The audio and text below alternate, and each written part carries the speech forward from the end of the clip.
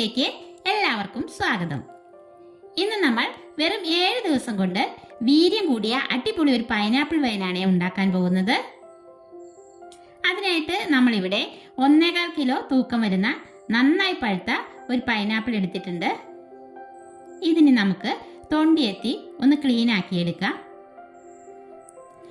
ഇതുപോലെ നമ്മൾ ചെത്തിയെടുത്ത പൈനാപ്പിളിനെ ചെറിയ കഷ്ണങ്ങളാക്കി കട്ട് ചെയ്തെടുക്കാം. നമ്മളിവിടെ പൈനാപ്പിൾ മുഴുവനായി കട്ട് ചെയ്തെടുത്തിട്ടുണ്ട്. ഇനി നമുക്കിത് ഒന്ന് വേവിച്ചെടുക്കണം.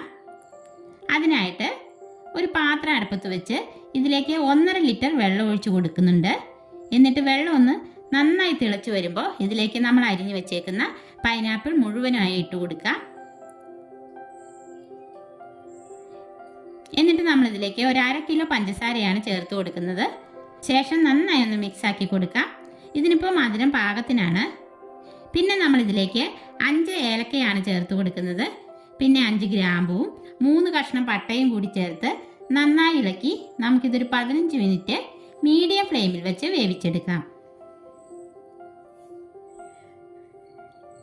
15 മിനിറ്റിന് ശേഷം പൈനാപ്പിൾ നന്നായി വെന്ത് വന്നിട്ടുണ്ട്.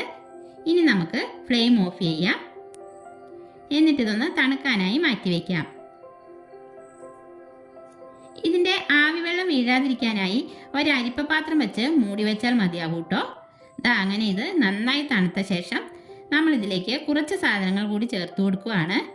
ഒരു 3 ടേബിൾ സ്പൂൺ പച്ചരി നന്നായി കഴുകി വെയിലത്ത് വെച്ച് ഉണക്കിയെടുത്തതാണിത്. ഇത് നമുക്കിതിലേക്ക് ചേർത്ത് കൊടുക്കാം.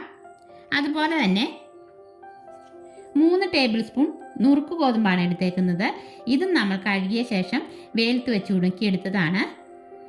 ഇതുകൂടി നമുക്കിതിലേക്ക് ചേർത്ത് കൊടുക്കാം. പിന്നെ ഇതിലേക്ക് ഒരു 2 ടേബിൾ സ്പൂൺ ഉണക്കമുന്തിരിയാണ് ചേർത്ത് കൊടുക്കുന്നത്. കായില്ലാത്ത മുന്തിരിയാണ് കേട്ടോ. ഉണക്കമുന്തിരി ഇങ്ങനെ കൈ കൊണ്ടൊന്ന് പൊട്ടിച്ച ശേഷം നമുക്കിതിലേക്ക് ഇട്ട് കൊടുക്കാം. ഇനിയിപ്പോൾ ഇങ്ങനെ ഉണക്കമുന്തിരി ചേർക്കുന്നില്ല എങ്കിൽ പൈനാപ്പിൾ വേവിക്കുന്ന സമയത്തുണ്ടല്ലോ നമുക്കിതിലേക്ക് സാധാരണ മുന്തിരിങ്ങ ഒരു 10-15 എണ്ണം ചേർത്താൽ മതിയാകും കേട്ടോ. മുന്തിരിയും കൂടി ചേർത്ത ശേഷം ഇനി നമുക്ക് നല്ല ഉണങ്ങിയ ഒരു തവി കൊണ്ട് നന്നായി ഒന്ന് ഇളക്കി കൊടുക്കാം. നമ്മളിവിടെ 1.25 കിലോ പൈനാപ്പിൾ ആയിരുന്നു എടുത്തത്. ഇതിപ്പോൾ ചെത്തി അതിൻ്റെ തൊണ്ടെല്ലാം പോയപ്പോൾ 1 കിലോ ഉണ്ടാവും. അപ്പോൾ ആ 1 കിലോ പൈനാപ്പിളിന് നമ്മളിവിടെ 1/2 കിലോ പഞ്ചസാരയാണ് ചേർത്ത് കൊടുത്തത്. ഇതിപ്പോൾ നല്ല മധുരമുള്ള പൈനാപ്പിളാണ്. ഇതിനൊരു 7 ദിവസം വച്ച ശേഷമാണ് നമ്മൾ എടുക്കുന്നത്. ഇത് നമുക്കിനി ഒരു ചില്ല് ഭരണിയിലേക്ക് ഇട്ട് വയ്ക്കാം. ഭരണി നന്നായി കഴുകി ഉണക്കിയെടുത്തതാണ്.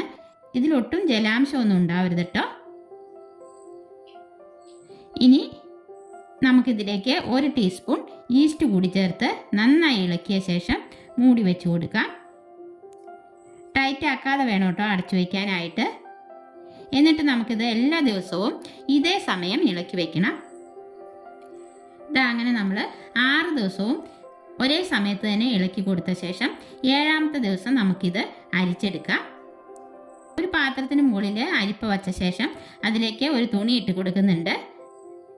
എന്നിട്ട് നമുക്കിത് ഇതിലേക്ക് ഒഴിച്ച് നന്നായി അരിച്ചെടുക്കാം.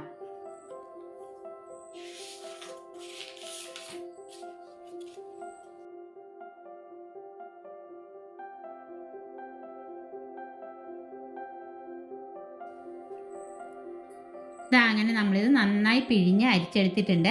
ഇനി ഇത് നമുക്ക് ഒരു ദിവസം ഇതിൻ്റെ മട്ട് ഊറി വരാനായി ഒന്ന് വയ്ക്കണം. അതിനായിട്ട് മറ്റൊരു ഉണങ്ങിയ ഭരണിയിലേക്ക് ഇത് ഒഴിച്ചു വയ്ക്കുവാണ്.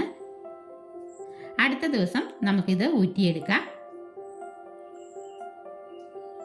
നോക്കിയേ, നമ്മുടെ വൈൻ നന്നായി തെളിഞ്ഞു വന്നിട്ടുണ്ട്. ഇനി നമുക്കിതൊരു ബിയർ കുപ്പിയിലേക്ക് ഒഴിച്ചു വയ്ക്കാം കേട്ടോ. കുപ്പി ഇതുപോലെ ഒരു കോർക്കിട്ട് അടച്ചു വയ്ക്കുകയും വേണം. അപ്പോൾ നമ്മുടെ അടിപൊളി പൈനാപ്പിൾ വൈൻ ഇവിടെ റെഡി ആയിട്ടുണ്ട്.